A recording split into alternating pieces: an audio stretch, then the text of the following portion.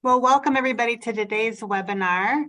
I'm Carla Cushman. I'm the Deputy City Attorney for Rapid City and a member of the State Bar of South Dakota CLE Committee. Before we get started, I'm supposed to go over a few things.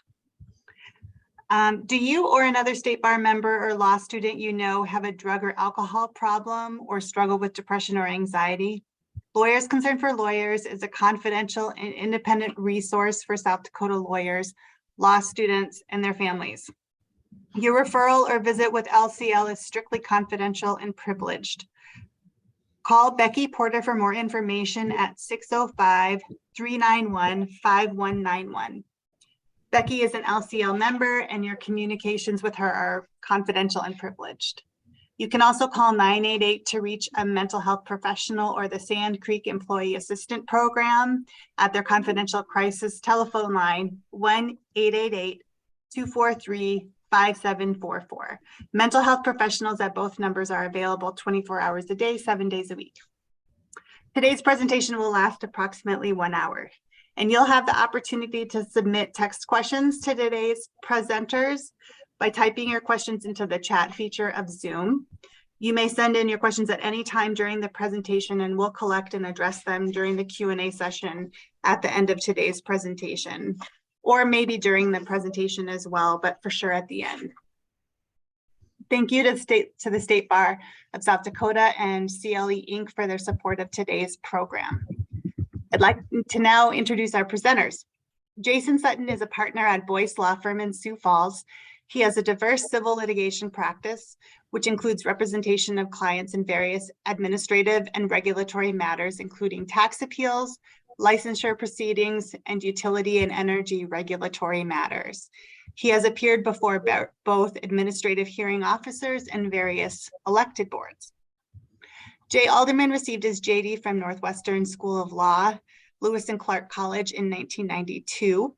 Following graduation from law school, he moved to Rapid City and worked for 3 years at the Johnson Huffman Law Firm. Then in 1996, Jay moved to the Pennington County State's Attorney's Office, where he has served as the Chief Deputy of the Civil Division since 2003, which was 20 years ago. So thank you to both of you for your insights and thoughts, and I'm excited for this presentation. With that, I'll go over to Jason Sutton for the first part of today's presentation. Well, thank you, everybody, for joining, and thank you, Carla, for setting this up in the State Bar, as well as for that introduction. I'm going to have Carla share her screen with a PowerPoint presentation, if nothing else, to use it as my own crutch as we go along. But I want you all to know that my intent is not to go through this in every point as we go along. And I think the general format is that Jay and I each are going to spend about 10 to 15 minutes talking about our respective points, and then the idea being that afterwards would be largely handled and left for questions. So please, as we go along, if you have questions, raise them. This isn't intended to be a bunch of speaking heads. I mean, we had Jay and I some good prep sessions where, or at least one where we had more fun bantering than just talking. So we hope this fits into that. So Carla, thank you. Go ahead and pull up the first slide. Oops, yeah. Perfect. So as Jay and I divided our responsibilities, one of the things that we thought about that made sense from a allocation of responsibility is I focused a little more on what I would describe as appearing in front of administrative agencies versus elected boards. And I think Jay's going to address a little bit more of the elected boards, whether that be a county commission, a township board, thing of that nature. And so with that general understanding, my intent was to hit some of the high points. And maybe because I'm a rule guy, I start with the basic, what are the ground rules we're dealing with? I mean, your client calls and they've got to appear in front of, the DOT, some sort of licensing issue. Where do you go to figure out what rules we're dealing with? And keep in mind, these rules can be spread all over the place. we've got obviously the substantive law issues are going to be the statutes and the administrative rules or the ordinances, but on the procedural side, what I think where a place a lawyer can really misstep is recognizing that there may be procedural rules and statutes in 2 or 3 different locations. The chapter 126 is the default Administrative Procedures Act, but as you get into the code or the corresponding administrative rules, a lot of agencies will adopt their own administrative rules, either supplementing or changing aspects of the procedure. And so the default is 126, but you got to go look in both places. For instance, I noted the PUC, I mean, they required pre-filed testimony, which is written out direct testimony. You're not going to see that in 126. So just know to go look in both so you don't misstep. Go ahead and advance the slide, Carla. So from my perspective, if you take nothing else from today, the best bit of advice I can give you in addressing or representing your clients in front of administrative agencies. And I'm a private practitioner, so usually I'm representing someone who's appearing in front of the agency as a licensee or a utility. So these are our regulators. And the first question from my perspective is don't wait, or the most important thing, don't wait to form your strategy or what your primary defense or plan is going to be until you get to the hearing. Be thinking about it from day one. And there are, we advance, Carla, we got moved back to the, what are the rules? Oh, other way. One more. Perfect.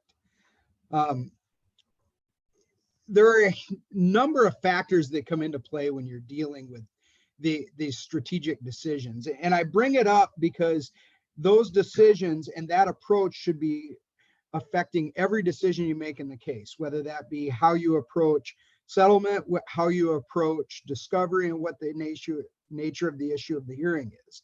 And I'll provide some examples. I mean, I've had administrative hearings where we fully accepted that we expected to lose at the Office of the Hearing Examiners. I mean, I walked in knowing that our likelihood of winning was very slim. So at that point, I'm posturing the record in the case for an appeal only.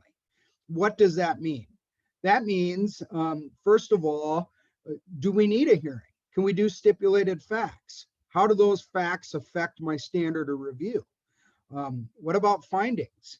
Am I going to get a bunch of written findings from a hearing officer that are going to be, a huge problem on review? If I'm posturing just a legal issue for appeal, that affects how I approach the case. But what about that appeal? What's going to happen in the interim? It might take me a year, 2 years to get the appeal process ran. What's going to happen to my client? Is appeal even a legitimate option? I do a fair amount of work for, companies that are building projects, and some of these projects, the reality is that an appeal delays the project so long it kills it. So you have to think about those things ahead of time. And that's not to say that strategies don't change, but really what is going to be the strategy in approaching it? Because from my perspective, that allows you to best control how you want to present the issues. Sometimes it's as simple as, hey, I'm going to bring a lawsuit, but I got to check the boxes on the exhaustion of remedies. And I'm not going to spend a bunch of time potentially fighting these issues. I want to get, am I bound to my record or not? These are things that you need to be thinking about early. And that fits in the key issues in the case, just things to be thinking about as you go through things. So let's go into the next slide, please, Carl. So, in this slide, I tried to address how do we get into the proceedings? The end of the day, what you really want is to get yourself to a contested case proceeding. And I cited there so someone can take it later on, the code section and what it means. But the key to this is that is the proceeding which entitles you to notice and a hearing and the formal decision. And that term of art, contested case, that's sprinkled throughout the administrative rules and throughout the statutes. So no, if you see that, it takes you back to 126 and the default rules. With a contested case, there's a question that always comes into my mind is who is actually hearing that? And that depends on the agency. The PUC, for instance, they hold their own hearings. A lot of agencies, other than what I would describe as professional disciplinary, but even some of them do, will refer matters to the Office of Hearing Examiners. And if there's more than $2,500 at issue, and my suspicion is if they're talking to a private lawyer, there's more than $2,500 at issue, you may be in front of the OHE. And that matters because you're talking with law-trained judges and administrative law judges. That's different than, for instance, dealing with an administrative board that I'll use, for instance, the licensure board with the doctors in osteopathy. They're a bunch of doctors. They're not lawyers. Now they got a lawyer, but how they approach the hearing is very different. So who's hearing your case? And usually you'll find that out pretty quickly in the contested case, and a lot of them will go to the OHE. Request for declaratory ruling, just know it's out there. You can file a deck action. It's rarely used. Let's go ahead and go on, Carl. Okay, so you've thought about what you want to do. We've unlocked the doors. How in the world are you actually going to present this? First of all, don't forget there's discovery. One of the advantages of the Administrative Procedures Act is that it authorizes formal discovery. So you, just like you're in civil practice, use the discovery. And don't think of just, okay, I want the communications with my client. I want the file. What else can you get in discovery? What about training materials? What about educational materials they're providing to the public? What about what they've done for dispositions or discipline, particularly in the disciplinary arena, in other cases? Sometimes you can get it, sometimes you can't, but you've got those discovery tools. Overlay that with, okay, now don't forget who is my decision maker. And I touched on this with the OHE.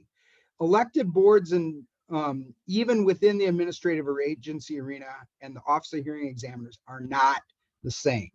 They approach things differently. It's one person making a decision versus a collective group. There are times when you may have a board where you're going to not be successful with one of the board members. If it's a majority vote on the board, I'm not going to spend my time trying to convince the one person I know who's going to vote against me for whatever reason. So educate yourself about these decision makers. Call other lawyers.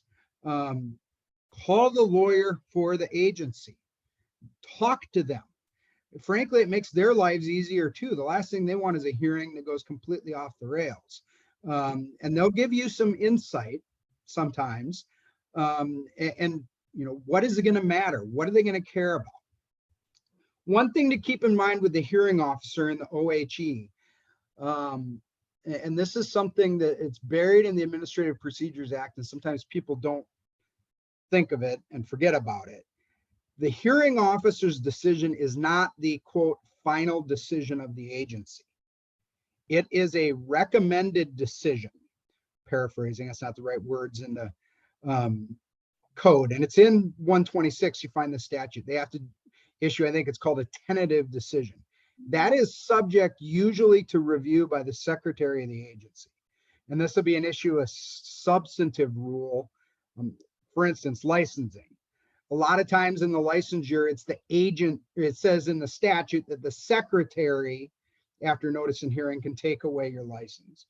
What that means is after the Office of Hearing Examiners issues its decision and recommended decision, you might get another bite at the apple trying to convince the secretary to not follow the decision.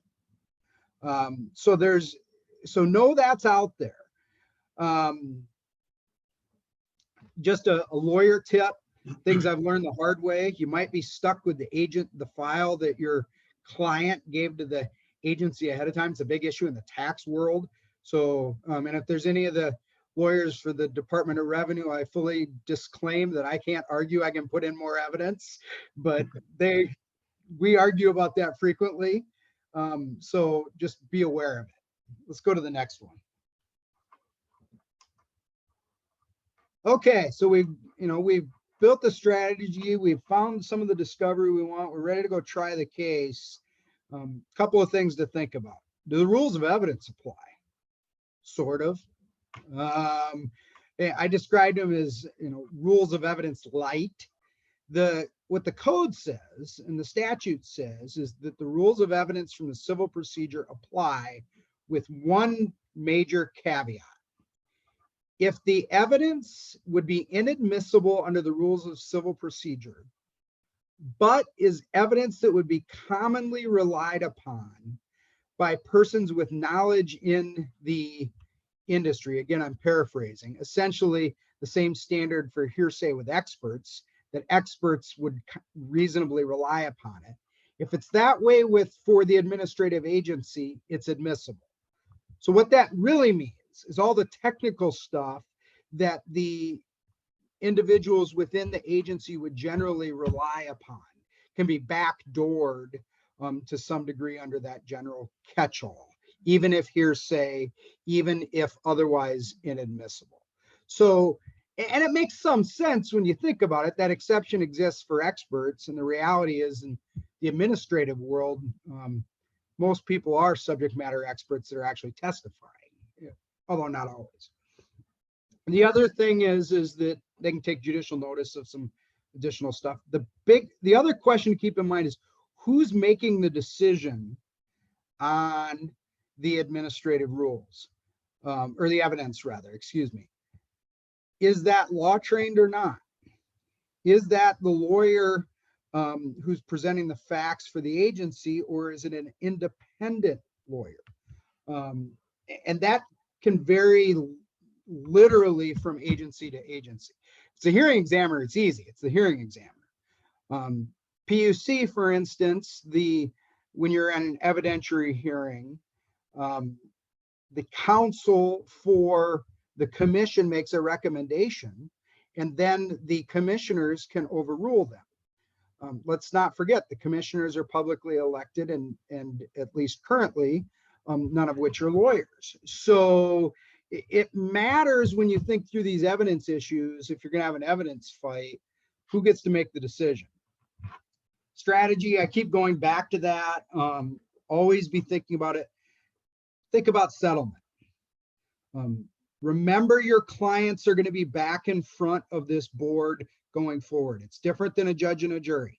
You have a trial in front of a jury, your client never sees that jury again. You're in front of the regulators, they're going to be regulating their business on a go-forward basis. What conditions can you agree to? How do you make a deal that makes them happy?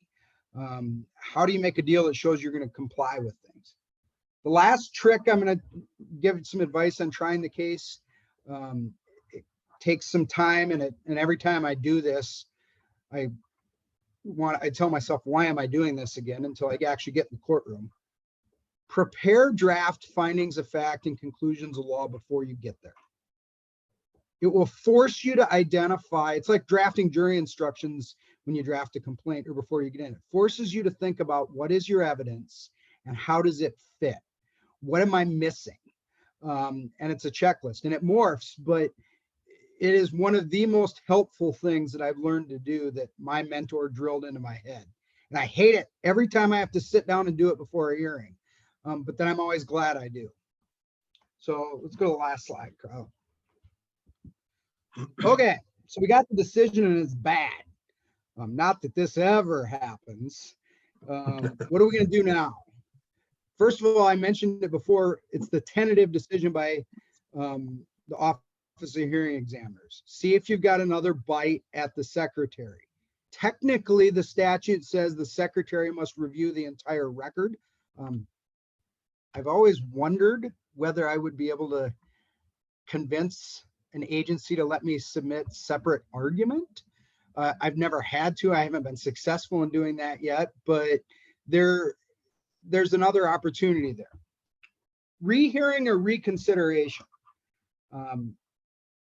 PUC specifically has administrative rules recognizing and authorizing rehearing and reconsideration. I think some of the other agencies do as well. And although it is not, in my opinion, very successful in a general civil practice, unless something just got completely missed by the judge, it can be hugely helpful in the agency world. And think about it this way. A lot of the decisions that come down from the agencies are affecting your client's conduct going forward. We're going to give you this permit to do X under these terms and conditions. We're going to agree not to remove your license, but you're going to be subject to these terms and conditions as a condition of keeping your license. And those terms and conditions sometimes have not been fully flushed out by the time you get the written decision, and they can be hugely problematic. Rehearing and reconsideration is the perfect mechanism to go back to the agency and say, okay, we understand what you want here, but here's the problem with that, and see if there's a way you can resolve that. Appeal, you can appeal to circuit court. A little known fact with the agency world, the venue statutes give you 2 venues.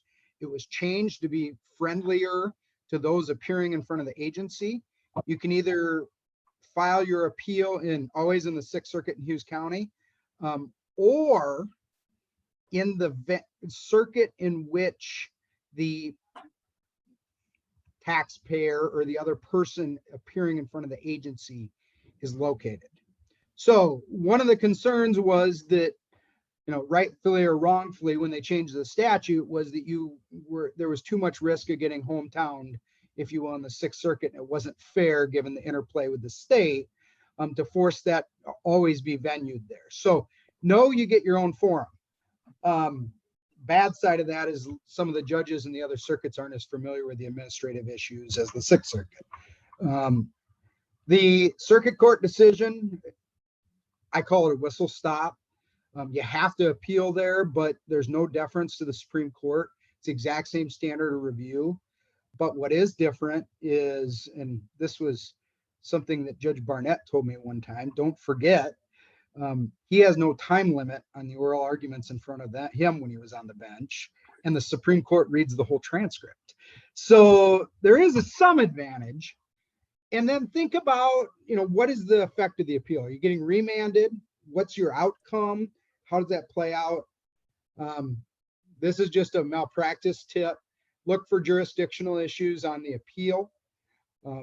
Tax ones are one that stick out to me, because if you appeal to the circuit court, you either need to pay the tax or post a bond for the amount of the tax, and it's a jurisdictional defect. So simply filing the notice of appeal won't get you there. So those are my talk way too fast comments. Now I'm going to turn it over to Jay, to actually say something productive. I don't know if I can live up to that. Thank you, Jason. It's noteworthy that you talked about Office of Hearing Examiners. My piece, for everybody's benefit, is not about appeals or OHE administrative, but it is worth saying, for instance, that's one of the areas you can go in our world at the county level. Equalization issues, classifications of property, ag or non-ag, assessment notices and value of property. OHE at the administrative level in peer is one of those appeals. So I appreciate Jason, talking at least a little bit about OHE and some of the rules and regulations there, because that is something that folks can face in those types of appeals or subject matter issues. So what I would like to do now is kind of segue to a little bit different setting, and that's the elected political bodies. So we're talking, the city councils, the county commissions, school boards, township bodies, right down to road districts and ambulance districts and anybody that sits on a decision-making body that's elected by their peers, their constituents. And I use the word political because I think that's one of the things you think about initially, and it has kind of a bad connotation in today's world, but it's a reality that I think you have to recognize is that something that's a little bit different here in the world of, say, the county commission is these are folks who were literally elected by constituents, and they represent those constituents, not only in their district from which they were elected, but when they sit as a 5-member body, for instance, they're representing, along with the other 4 members of that body, the entire jurisdiction. So in other words, the entire county. And why that matters here is, I think, something that often maybe is overlooked by attorneys and certainly other citizens that would appear in front of these boards and bodies, is that there's very likely to be just as many people opposed to your position or interest that you're presenting as there are in favor of it. And the people you're trying to convince to go your way are thinking about both. And it's unlike, in some way, it's unlike judges, for instance. They're expected to be impartial, objective, just the rules, the facts, that's it. Politics aren't supposed to enter into it, so forth.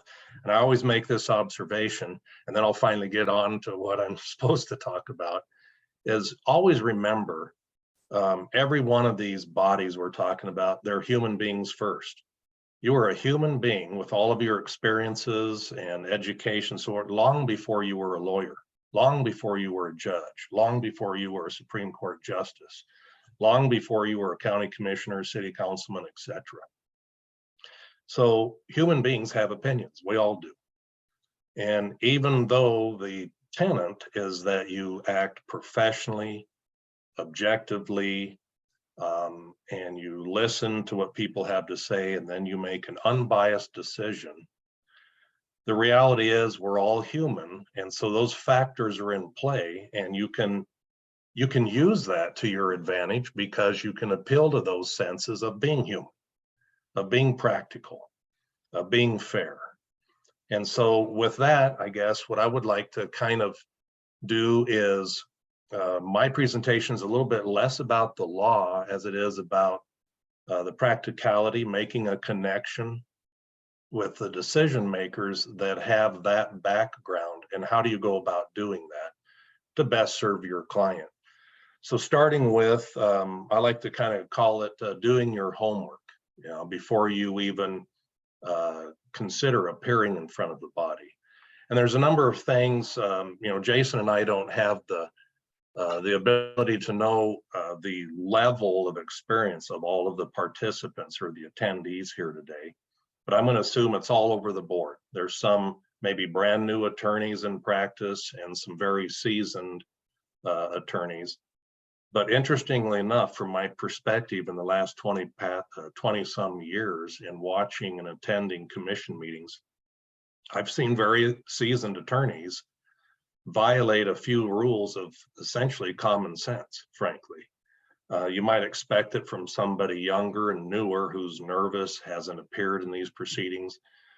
And what I'd like to be able to do, leave you with, is what I would call checking some boxes. Now, you can check every box that I'm going to tell you about today, and it doesn't guarantee a success or a victory, and we all know that. But I would suggest this: not checking the boxes is far more likely to guarantee a disappointing outcome, or at least a delay into oblivion that can cost you more time and angst and money and so forth. So check the boxes, apply them where you think it is applicable, where it works for you and your client, but at least consider them. So here's something. Very first thing, you're meeting with your client. As Jason said, what do you do first with the client? And I would just have these ideas. Confirm the issues. What does your client know about the issues? What has been their experience? Because presumably they've had some experience at that level, say the county, city, whatever it might be, before they came to you. And so you need to get from themselves, what do they see as the issue? What do they understand the issue to be? Who have they been in contact with at the government level? Have they already met with commissioners, the planning and zoning department, highway, equalization, treasurer, whatever the case might be? Who have they talked to? What did they talk about? You're trying to get that story because that very much comes into play later down the road. What records or documents have they submitted or have they received from the government at this point? You're going to want to see those and try to understand to confirm their story, frankly.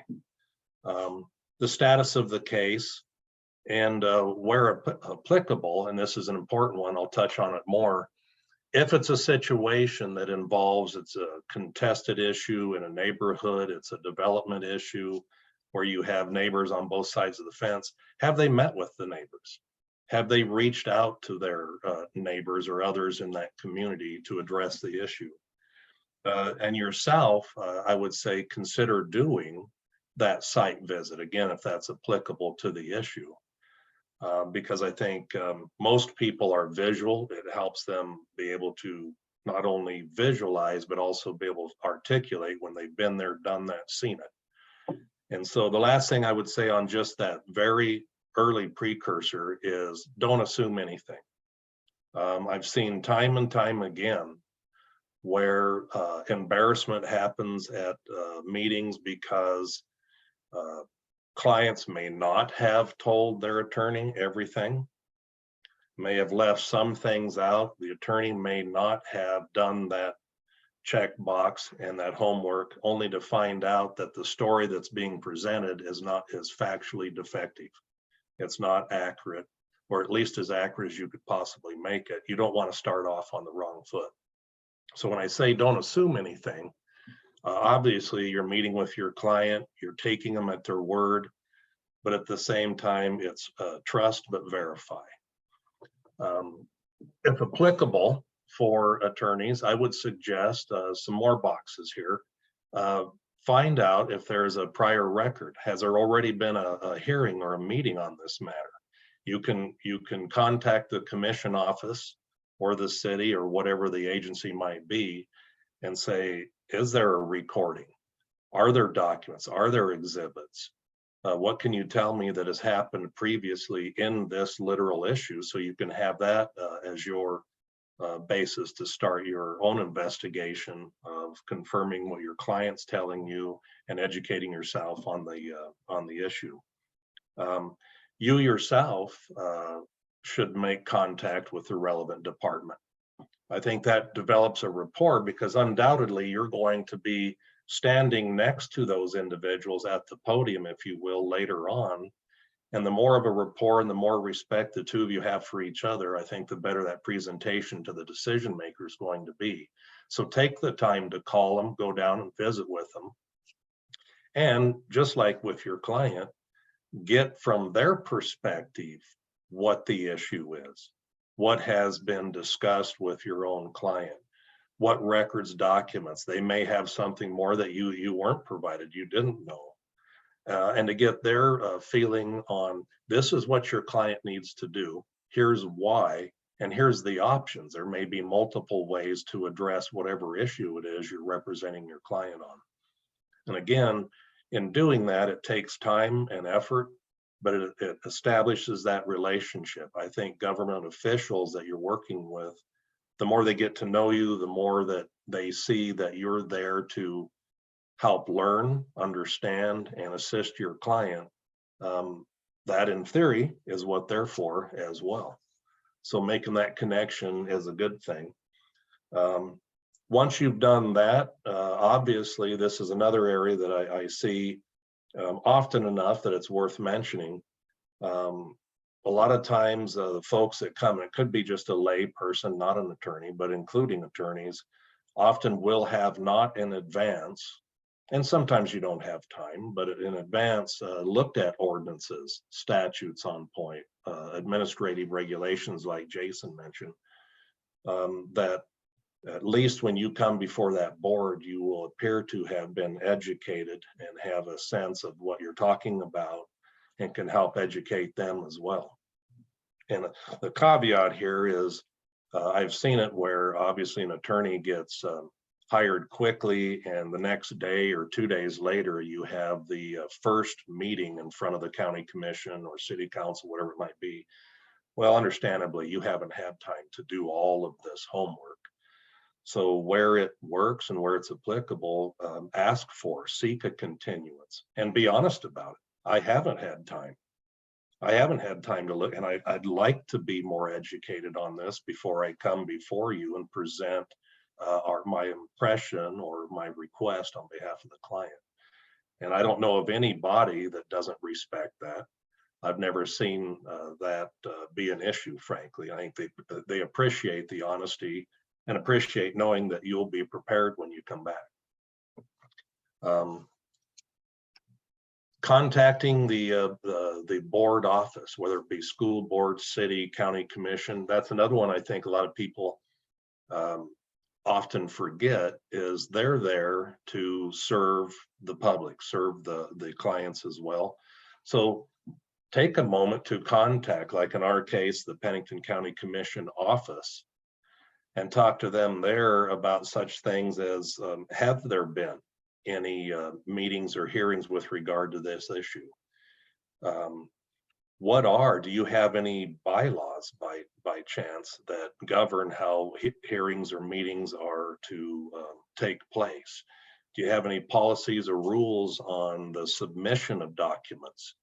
How to get on an agenda? How soon in advance, like timeframes, do I have to submit something on behalf of my client or request to get on the agenda? All of those things are available typically in those offices, and will certainly avert some issues down the road that you weren't aware of. So definitely call your commission office, ask them those questions. Write down to as well, who are my commissioners? How do I get a hold of them? What are their phone numbers? What do they prefer as to when to contact them? Because they're businessmen and women, they work as well, outside of often being a commissioner or city councilman. So ask those things. Finally, one tidbit that I think sometimes becomes an issue once you get to a hearing is, will all of the commissioners be there for the hearing? Will I have a full body? Or am I looking at only 3 commissioners being there out of 5, and I want all 5? Because I only need to convince 3 of them, but I'd sure like to have 5 to get 3. And so, those are things that you should think about in advance of asking that commission office, the next meeting that my agenda is going on, who's going to be there? Will they all be there? If not, you might consider asking to put it on the next meeting when they'll have a full house. Meeting with your client again, I think it's important to find out from them what has been the history in the issue. Have they met with their neighbors? Have they tried to settle? Have they tried to compromise? I guarantee you that's going to be a question that will be asked. That'll be the elephant in the room, is what efforts have been made to try to settle the issue in advance. Contact lawyer friends. I think often we do that as lawyers typically, but hey, I know you appear in front of school boards or county commissions on a regular basis. Here's my issue. Any tips you can give me? The latest tips. What do you know about this body? Their likes, dislikes. I think that can be very helpful to folks if you have somebody in the legal world that does that. Contacting your board members. This is an interesting one because people, obviously elected bodies are public bodies. They're subject to the open meetings rules and regulations. And so this can be concerning or touching, but I can say this, there's nothing that prevents the attorney or the attorney's client or both in contacting the entire board. Now, you don't want to do it all at once because we know that a quorum of a board, so in my case, 3 commissioners can't meet with you at once outside of a meeting, a scheduled public meeting. They can't get on, I always advise, you can't get on a conference call with 3 or more of them. You can't get in an email string back and forth with all of them, but you can certainly call and contact them individually. They don't have to talk to you. It's not required, but you are one of their constituents. And often, to my knowledge, they're willing to talk to you. And I think that's not a bad idea to do this. And here's where I would, I try to draw the line, I guess, when I'm giving some advice on this. Don't create a conflict of interest issue or create an open meetings violation by what you're wanting or asking that commissioner or city council person in an ex parte circumstance to do. I think it stands to reason. It's not wise to try to force or encourage them to give you their decision, to create a conflict where you develop a bias, an obvious commitment. I think those are things that not only the public body members should stay away from, obviously, but I think it's incumbent upon the professional, the attorney, to also not encourage that. Hey, I want you to come out and visit my client's property because the issue that is being discussed or the concerns that are being raised from neighbors or others involve where this thing will sit, or the noise this will make, or the exhaust that will be created and the smell, whatever the case is. I just want you to come out and see it for yourself. We can show you around. I'm not asking for your decision. I wouldn't do that to you. I'm just asking for you to have that visual, have that opportunity to come see. Now, we all know when it comes back time for the meeting, there are some rules and regulations with regard to disclosing those contacts, particularly in the quasi-judicial setting where you're deciding permits or contested issues, or it's a hearing. Commissioners should disclose, hey, I went out to the property, I saw it. Here's what was talked about in general. I appreciated the opportunity to see it. That's how I like to do my business and as a decision maker. But I didn't promise anything. I'm not biased about this. I'm willing to listen and hear what everybody else has to say on the issue. And when the time comes, I'll make a decision. That's a professional, ethical way to carry out your responsibility as the decision maker. Also the responsibility, I would say, of the citizen or the attorney representing that citizen to treat that representative. But by all means, it's not illegal to have those ex parte opportunities. It says as much in statute. Jay, there's a question in the chat that I'd like you to touch on. Does it matter to you, or what is your opinion about contacting board members when they're represented by counsel? Do you have any concerns as their counsel about that contact happening through an attorney or by an attorney? I think it's, again, if the county is being sued and I'm their attorney, then certainly I would have more of a concern about that. But what you're talking about, if I understand it, is I'm the attorney in general, but they're being contacted by an attorney about an issue that's coming before them. I don't have a problem with that. I think that's part of their job. I think they're allowed to do that by law, but I think all of the safeguards that I said is what you would expect on both sides of that fence. So no, I would say you absolutely can contact that commissioner. Believe me, I've had opportunities over the years to talk to commissioners and say, you obviously need to do these things. You can't be biased. You need to be objective. you need to disclose when you've had ex parte communications like that, particularly by statute when it's a quasi-judicial proceeding. So be aware of that. Don't forget that. Act that way accordingly. And so I'm pretty adamant about that, and they all know that. But no, I don't have an issue with a constituent contacting their commissioner. I think that's expected. Does that help at all? I think so. Thank you for touching on that. I would say, as working for the city too, we've never taken the position that that an attorney can't contact a city council member because the city council member may be represented by the city attorney's office. That's not something that a position that we've taken, and for the reasons you stated, Jay.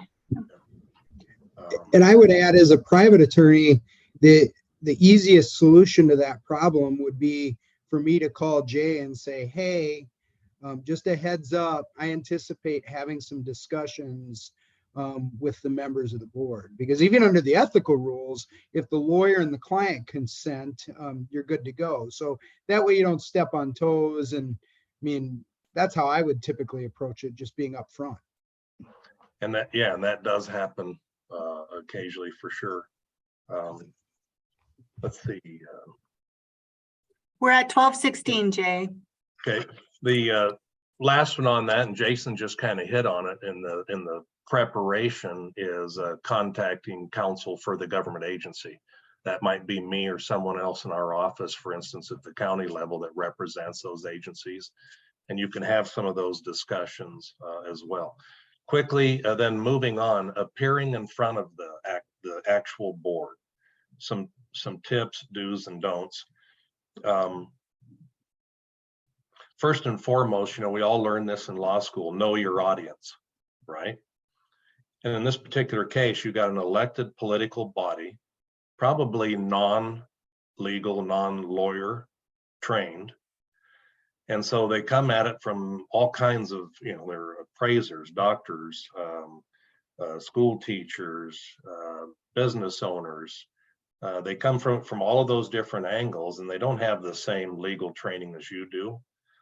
They might even be wary of those who think they know a lot more than them and are going to, I should say, lecture rather than educate. So I've seen some failures, observations of that early on in a proceeding, where somebody comes in all fired up and lose their audience immediately. Remember, again, these folks are, as Jason had mentioned, in some of those bodies, they're not law trained. They're from all different backgrounds, and in this case, they have constituents, some for and against your position. So remember that. It's not the courtroom. Rules of evidence are very laxed, as any of those of you who have appeared in front of some of these bodies.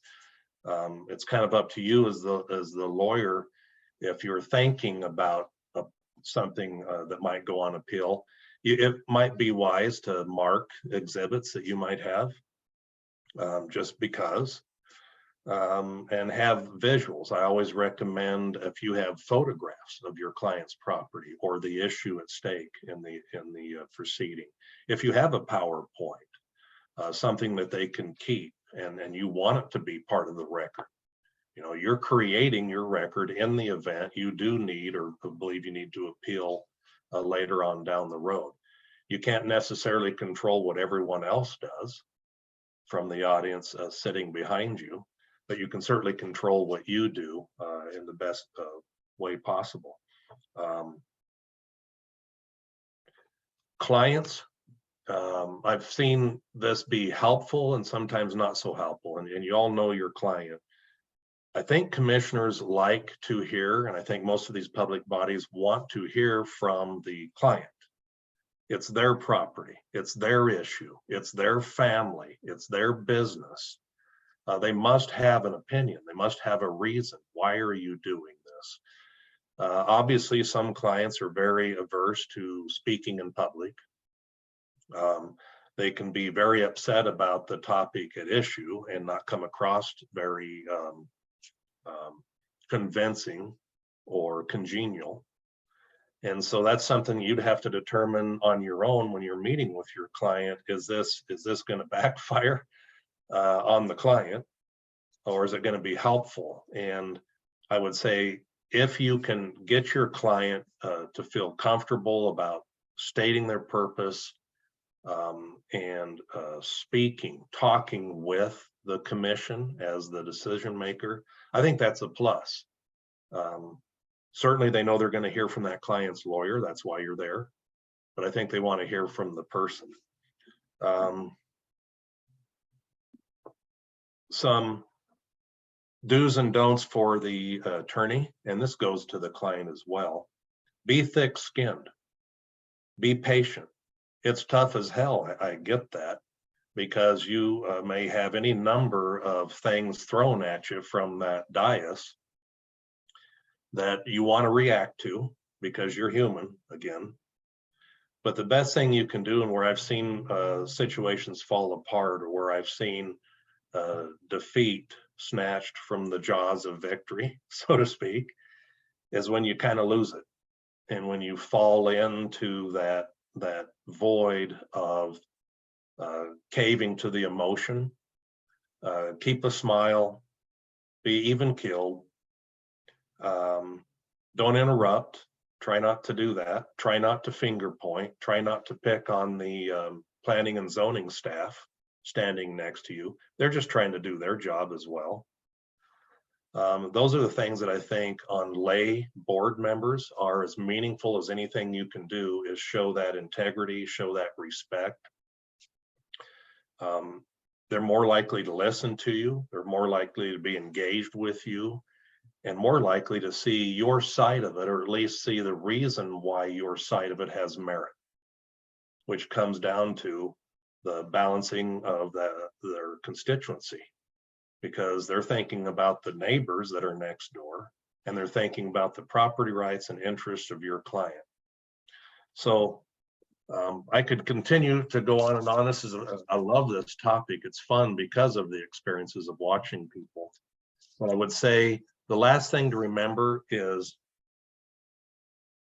you don't always know what the decision's going to be. You might get a feel of that during the meeting, but something that I've seen people, attorneys, and developers use successfully is, these boards are adverse to conflict generally. They want compromise. They're looking for something. They're not looking for a hard hit in the forehead. It's my way or the highway. I know it can cost money at times. It can cause delays. It can cause replatting something, or some different survey, or hiring somebody to do. But always keep in mind, maybe it's worth a compromise. Maybe we could offer this to the community, the neighborhood. Maybe we could improve that road. Maybe we could do something different with the noise, or a barrier, or fencing, or anything that is not being absolutely required, but you're smart enough to see the writing on the wall and know you have a much better chance if you put a little bit more emphasis, and yes, sometimes a little bit more money, into something that is going to win the day. And that's called compromise. That's called acknowledging the elephant in the room, that there's other people sitting behind me that have a whole different perspective on what's right. So beat them to the punch. Think of those things, check the boxes, and I think you have a much better chance to gaining a relationship with that decision maker. Thank you. Went over time, I know, but appreciate it. Thanks, Jay. I have a question probably for Jason, but also for Jay if you want to weigh in. Jason, I've had some recent experience at the Department of Labor, and have had challenges, or have learned the hard way how to get the previous records or the previous decisions or orders that they've come up with, in order to just know kind of how they decided in similar situations. Do you have any, have you learned anything about how to access that? Is the attorney for the agency the best resource? Or is that just a matter of figuring it out and putting the time in? In a classic lawyer answer, it depends. Mhm. Every agency is different. So, I mean, one of the things that does makes the most sense from my perspective is having that dialogue with the lawyer from the agency. PUC, for instance, has really easily accessible electronic dockets. That's an exception rather than the rule. One other tip that most people don't think of, I think that we have done, particularly in those instances, and it kind of fits with one of the questions that was out there on that I didn't see before on the burden of proof and the standard review. If I know my issue in the disciplinary world, for instance, is going to be that there's likely going to be some sort of discipline against my client's license. I'm not going to win the fact on whether they screwed up or not. And I'm not going to win the law. I'm asking for mercy and I'm looking for conditions. I send written discovery to ask what they've done in other dispositions because I'm trying to set up arbitrary and capricious. Because when you, I mean, from a, you know, at the hearing, and this fits with the question that Jennifer asked, in the, you know, except for licensure, all issues are going to be preponderance of evidence, and licensure, it's clearly convincing. But on appeal, essentially, you're looking at, was there an error of law, procedural or substantive? Are the findings clearly erroneous? And particularly to the extent it was discretionary, was the discretion arbitrary and capricious? And how do you set that up from an evidentiary standpoint? And what you do is, first of all, try and drill down on how they're making their decision. Are they considering factors that are inappropriate? And how is that consistent with what they've done in other instances? And I've done that with written discovery. I've done it in the hearing. With the, you know, depending on who the witnesses are. I mean, there was one where I can think of where the decision maker on the discipline was also a witness. So I just asked them, you know, so think about, you know, that's one of the other tools that isn't always obvious, is send written discovery to ask about it. One other thing I want to mention, knowing we're really short on time, but this is hugely different from Jay's arena and my arena. And I forgot to mention it. In contested cases, unlike county commissions and city council provisions, there is a statute expressly prohibiting any sort of ex parte communications with any of the decision makers. So unlike Jay's, even, and that includes, I mean, those that are publicly elected, you know, the PUC is a perfect example. They're constituents, but I can't contact them, nor can even the agency individuals outside the context of the hearing. So just know that's different. So that's the tools that I found helpful. Does anybody else have any questions for Jason or Jay?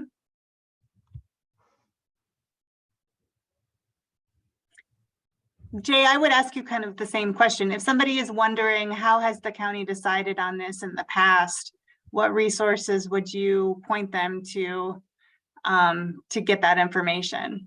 Right. Well, one of the biggest differences is at the county level, as you know, Carla, like at the city level, they're really not making, they're not handing down judgments and findings of fact and conclusions of law and decisions in that sense of the word. You're looking at motions, resolutions, and so what you're really looking at is minutes. You know, so you can contact, you can get online. Most of, I think this is all online. I know it is at the county commission level. You can get on, look up meetings and look up minutes and search. And that would show at least the vote, the issue, the motion. You can gather, they're all public records. So you can contact that commission office. If it's not online, you can contact your office and get copies of resolutions that were passed. And often they will tell you, hey, has the commission ever addressed this issue? They're going to know, more likely than not. And then finally, I would say, obviously, it's not required that every commission meeting across the state be videotaped, but we do, and most of the big jurisdictions do. You can also access that online to see what they not only discussed, but then what the resolution or the motion was, which is pretty handy for people trying to get educated on that. Finally, you can contact the departments, and they know their own department. The treasurer, have you ever, has the commission ever dealt with this issue? Yes, and here's how. Equalization, whatever it might be. So it's a little bit more running around and finding it, but it's there, and a lot of it's online. Okay, thanks. If anybody has a question, you can speak up. Otherwise, I just am really grateful to both of you for offering your thoughts today. If you, Jay had an outline, but we didn't put it on the screen. If you'd like to see what it is, you could sure email Jay or I, and we could get it to you. Thank you, Jason and Jay, for your presentation and your efforts to bring this to the State Bar. If you have any additional questions, please contact the State Bar at info@sdbar.net, and they can get the information or questions to the presenters as well. Once you leave today's webinar, you'll get a survey about how it was, and so we'd appreciate your feedback on that. On behalf of the State Bar of South Dakota, thank you for joining us. Thank you. Thanks, everybody. Thanks, Carla, for putting this together. Yeah, Absolutely. thank you guys so much.